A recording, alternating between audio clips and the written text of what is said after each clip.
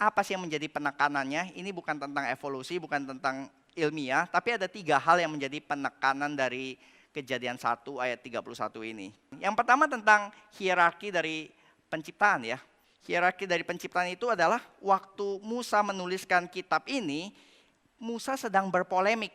Musa sedang menulis melawan terhadap kepercayaan-kepercayaan yang menyembah berhala gitu. Orang-orang zaman itu mereka menyembah berhala, mereka menyembah apa sih? Mereka menyembah ciptaan. Ada hierarki di dalam ciptaan, yaitu adalah ada Tuhan di atas yang menciptakan segalanya, dan semua yang lain adalah ciptaan.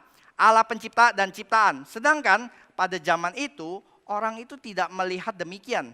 Orang itu hanya melihat 2 polarisasi, antara ekstrim kirinya adalah panteisme, segala sesuatu bersifat ilah, atau di ekstrim satunya lagi adalah semua itu materi. Semua itu materi, nggak ada Tuhan itu. Itu cuman psikologi. Jadi kita lihat di sini ya, satu semuanya rohani, satu semuanya materi. Sedangkan Alkitab bilang enggak, ada Allah rohani yang menciptakan dunia yang materi. Boleh dibilang kita itu adalah diciptakan sebagai manusia yang menyembah. Created as worshiping being. Jadi kita itu hanya akan menyembah Tuhan atau menyembah yang lain. Kita hanya punya pilihan menyembah pencipta atau menyembah ciptaan. Kenapa sih banyak orang sembah matahari, bulan, bintang? Memang sih kalau kita lihat ya, matahari, yang bulan, planet itu memang megah gitu. Memang punya satu daya yang membuat manusia itu ingin menyembah. Kenapa ya? Karena mereka itu memang diciptakan sebagai ruler. Di khotbah yang lalu saya udah bilang Kejadian 1 sampai 3 itu adalah tentang wadah. Kejadian 4, 5, 6 itu tentang ruler dari wadah tersebut. Di hari keempat itu dikatakan Allah menaruh matahari untuk menguasai siang dan menaruh bulan untuk menguasai malam. Jadi mereka itu sebagai ruler, dan kita itu pada dasarnya itu ingin menyembah ruler yang menguasai. Tetapi di hari ke-6 itu dikatakan kita itu adalah ruler of everything. Kita itu highest ruler di dalam segala ciptaan.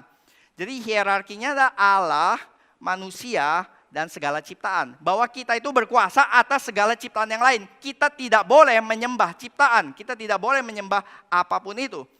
Dan Kejadian 3 nanti waktu dosa manusia memberontak terhadap Tuhan, adalah tentang ini. Manusia itu ingin menjadi penguasa. Manusia itu tidak ingin dikuasai oleh Tuhan. Dan hasilnya adalah manusia bukannya menjadi penguasa, manusia justru dikuasai oleh yang lain. Dikuasai oleh ciptaan. Dan bukankah ini yang sering kita lihat ya, di dalam dosa, manusia itu bukan lagi dikuasai oleh pencipta, manusia itu dikuasai oleh ciptaan yang lain. Kita lihat di dalam kehidupan, yang kalau Tuhan tidak menjadi nomor 1 di dalam hidup kita, kalau Tuhan tidak menjadi tujuan di dalam hidup kita, menjadi sumber dari nilai kita, maka kita akan menilai segala sesuatu berdasarkan materi, berdasarkan yang lain.